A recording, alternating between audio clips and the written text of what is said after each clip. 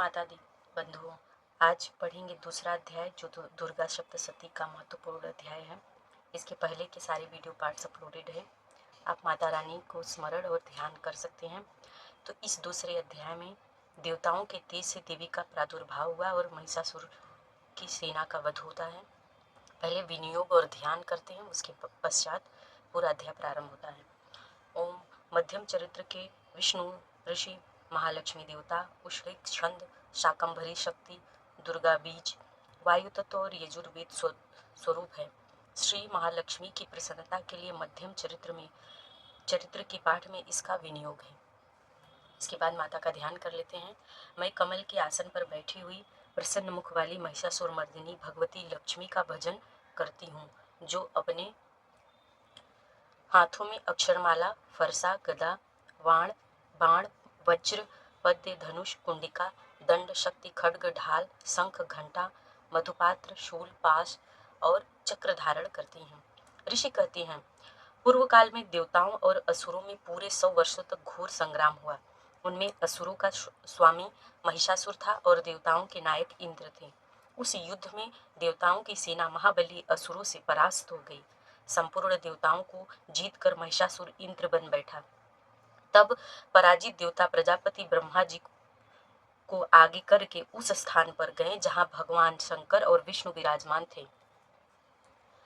देवताओं ने महिषासुर के पराक्रम तथा अपनी पराजय का यथावत वृत्तांत उन दोनों देवेश्वरों से विस्तार पूर्वक कह सुनाया। वे बोले, भगवान, महिषासुर सूर्य, इंद्र, अग्नि, वायु, चंद्रमा, यम, वरुण तथा अन्य देवताओं के भी अधिकार छीनकर स्वयं ही सबका अधिष्ठाता बन बैठा है।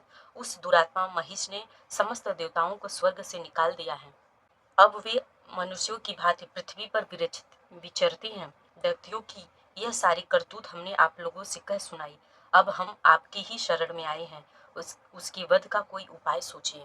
इस प्रकार देवताओं के वचन सुनकर भगवान विष्णु और शिव ने दैत्यों पर बड़ा क्रोध किया। उनकी भवें तन गई और मुख टेढ़ा हो गया। तब अत्यंत कोप में भरे हुए चंद्रपाणी श्री विष्णु के मुख से एक महान तेज प्रकट हुआ। इसी प्रकार शंकर तथा इंद्र आदि अन्यान्य देवताओं के शरीर से बड़ी भी भारी तेज निकला। वह सब मिलकर एक हो गया। महान तेज का वह पुंज ज्वल्यमान पर्वत सा जान पड़ा। देवताओं ने देखा, वहां उनकी ज्वालाएं संपूर्ण दिशाओं में व्याप्त हो रही हैं। संपूर्ण देवताओं के शरीर से प्रकट हुए उस तेज की कहीं तुलना नहीं थी। एकत्रित होने पर वह एक नारी के रूप में परिणत हो गया और अपने प्रकाश से तीनों लोकों में व्याप्त जान पड़ा। भगवान शंकर का जो तेज था उससे उस देवी का मुख प्रकट हुआ। यमराज के तेज से उनके सिर में बाल निकल आए। श्री विष्णु भगवान के तेज से उनकी भुजाएं उत्पन्न हुई। चंद्रमा के तेज से दोनों स्तनों का और इंद्र के तेज से मध्य भाग कटि प्रदेश का प्रादुर्भाव हुआ। वरुण के तेज से जंघा और पिंडली तथा पृथ्वी के तेज से नितंब भाग प्रकट हुआ। ब्रह्मा के तेज से दोनों चरण और सूर्य के तेज से उनकी अंगुलियां हुई। वसुओं के तेज से हाथों की अंगुलियां और कुबेर के तेज से नासिका प्रकट हुई। उस देवी के दांत प्रजापति के तेज से और तीनों नेत्र अग्नि के तेज से प्रकट हुई। उनकी भवें संध्या के और कान वायु के तेज से उत्पन्न हुई। इस प्रकार अन्यान्य देवताओं के तेज से भी उस कल्याणमयी देवी का आविर्भाव हुआ। तदंतर समस्त देवताओं के तेज पुंज से प्रकट हुई देवी को देखकर महिषासुर के सताए हुए देवता बहुत प्रसन्न हुए। पिनाकधारी भगवान शंकर ने अपने शूल से एक शूल निकालकर उन्हें दिया। फिर भगवान विष्णु ने भी अपने चक्र से चक्र उत्पन्न करके भगवती को अर्पण किया। वरुण ने भी शंख भेंट किया। अग्नि ने उन्हें शक्ति दी और वायु ने धनुष तथा बाण से भरे हुए 2 तरकस प्रदान किए। सहस्त्र नेत्रों वाले देवराज इंद्र ने अपने वज्र से वज्र उत्पन्न करके दिया और ऐरावत हाथी से उतारकर एक घंटा भी प्रदान किया। यमराज ने कालदंड से दंड, वरुण ने पाश, प्रजापति ने स्फटिकाक्ष की माला तथा ब्रह्मा जी ने कमंडलू भेंट किया। सूर्य ने देवी के समस्त रोमकूपों में अपनी किरणों का तेज भर दिया। काल ने उन्हें चमकती हुई ढाल और तलवार दी। क्षीर समुद्र ने उज्ज्वल हार तथा कभी जीर्ण न होने वाले 2 दिव्य वस्त्र भेंट किए। साथ ही उन्होंने दिव्य चूड़ामणि, 2 कुंडल, कड़े, उज्ज्वल अर्धचंद्र, सब बाहुओं के लिए केयूर, दोनों चरणों के लिए निर्मल निर्मल नुपुर, गले की सुंदर हसली और सब अंगुलियों में पहनने के लिए रत्नों की बनी अंगूठियां भी दी। विश्वकर्मा ने उन्हें अत्यंत निर्मल फरसा भेंट किया। साथ ही अनेक प्रकार के वस्त्र और अभेद्य कवच दिए। इसके सिवा मस्तक और वक्षस्थल पर धारण करने के लिए कभी न कुमलाने वालों कमलों की मालाएं दी। जलनिधि उन्हें सुंदर कमल का फूल भेंट किया। हिमालय ने सवारी के लिए सिंह तथा भांति भांति रत्न समर्पित किए। धनाध्यक्ष कुबेर ने मधु से भरा पान पात्र दिया तथा संपूर्ण नागों के राजा शेष ने, जो इस पृथ्वी को धारण करते हैं, उन्हें बहुमूल्य मणियों से विभूषित नागहार भेंट दिया। इसी प्रकार अन्य देवताओं ने भी आभूषण और अस्त्र शस्त्र देकर देवी का सम्मान किया। तत्पश्चात उन्होंने बारंबार अट्टहास पूर्वक उच्च स्वर से गर्जना की। उनके भयंकर नाद से संपूर्ण आकाश गूंज उठा। देवी का यह अत्यंत उच्च स्वर से किया हुआ सिंहनाद कहीं समा न सका।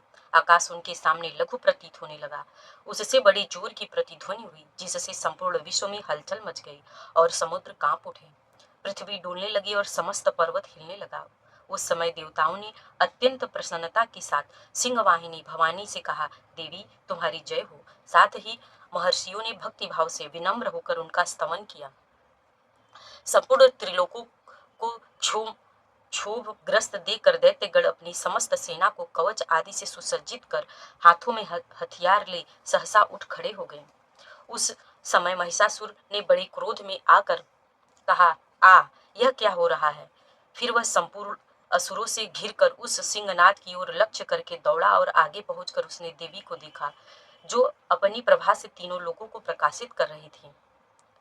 उनके चरणों के भार से पृथ्वी दबी जा रही थी। माथे के मुकुट से आकाश में रेखा से खींच रही थी तथा वे अपने धनुष की टंकार से सातों पातालों को क्षुब्ध किए देती थी। देवी अपनी हजारों भुजाओं से संपूर्ण दिशाओं को आच्छादित करके खड़ी थी। तदंतर उनके साथ दैत्यों का युद्ध छिड़ गया। नाना प्रकार के अस्त्र शस्त्रों से प्रहार से संपूर्ण दिशाएं उद्ध्वंसित होने लगीं।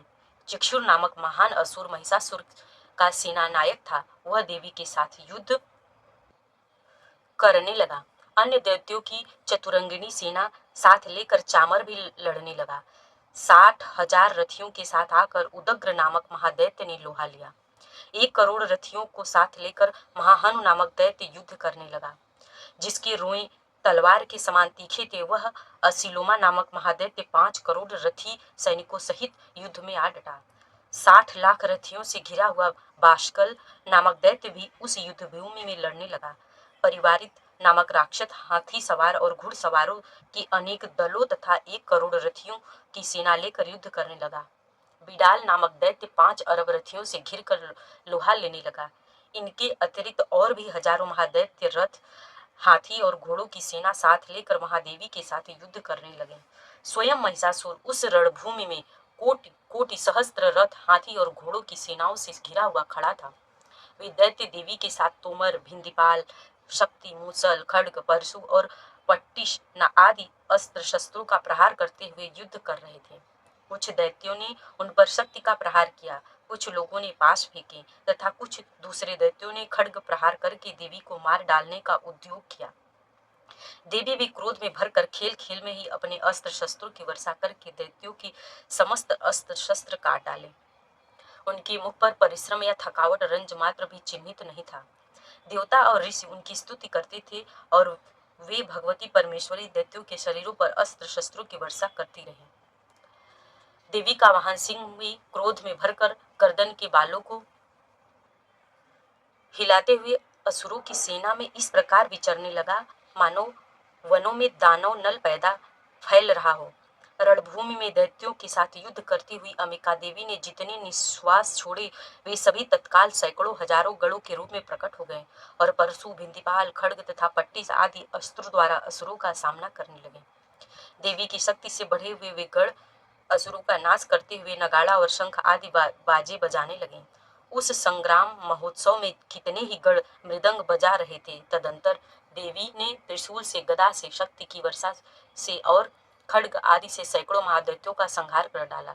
कितनों को घंटे के भयंकर नाद से मूर्छित करके मार गिराया। बहुतेरे दैत्यों को पास से बांधकर धरती पर घसीटा। कितने ही दैत्य उनकी तीखी तलवार की मार से दो टुकड़े हो गए। कितने ही गदा की चोटों से घायल हो धरती पर सो गए। कितने ही मूसल की मार से अत्यंत आहत होकर रक्त वमन करने लगे। कुछ दैत्य शूल से छाती फट जाने के कारण पृथ्वी पर ढेर हो गए। उस रणांगण में बाण समूहों की वृष्टि से कितने ही असुरों की कमर टूट गई। बाज की तरह झपटने वाले देवपीड़क दैत्यगण अपने प्राणों से हाथ धोने लगे। किन्हीं की बाहें छिन्न भिन्न हो गईं, कितनों की गर्दनें कट गईं, कितने ही दैत्यों के मस्तक कट कट कर गिरने लगे। कुछ लोगों के शरीर मध्य भाग में ही विदीर्ण हो गए। कितने ही महादैत्य जांघें कट जाने से पृथ्वी पर गिर पड़े। कितनों को ही देवी ने एक बाह और एक पैर और एक नेत्र वाले करके दो टुकड़ों में चीर डाला। कितने ही दैत्य मस्तक कट जाने पर भी गिरकर फिर उठ जाते और केवल धड़के ही रूप में अच्छे अच्छे हथियार हाथ में ले देवी के साथ युद्ध करने लगते। दूसरे कबंध युद्ध के बावजों की लय पर नाचते थे। कितने ही बिना सिर के धड़ हाथों में खड्ग, शक्ति और रिष्टि लिए दौड़ते थे तथा दूसरे दूसरे महादैत्य ठहरो ठहरो यह कहते हुए देवी को युद्ध के लिए ललकारते थे। जहां वह घोर संग्राम हुआ था वहां की धरती देवी के गिराए हुए रथ, हाथी, घोड़े और असुरों की लाशों से ऐसी फट गई थी कि वहां चलना फिरना असंभव हो गया था। दैत्यों की सेना में हाथी, घोड़े और असुरों के शरीर से इतनी अधिक मात्रा में रक्तपात हुआ था कि देवी ही थोड़ी देर में वहां खून की बड़ी बड़ी नदियां बहने लगी। जगदम्बा ने असुरों की विशाल सेना को क्षण भर में नष्ट कर दिया। ठीक उसी तरह जैसे तृण और काठ के भारी ढेर को आग कुछ ही क्षणों में भस्म कर देती है, और वह सिंह भी गर्दन के बालों को हिला हिला कर जोर जोर से गर्जना करता हुआ दैत्यों के शरीरों से मानो उनके प्राण चुन लेता था। महादेवी के गणों ने भी उन महादैत्यों के साथ ऐसा युद्ध किया जिससे आकाश में खड़े हुए देवतागण उन पर बहुत संतुष्ट हुए और फूल बरसाने लगे। जय माता दी, जय माँ विंध्यवासिनी।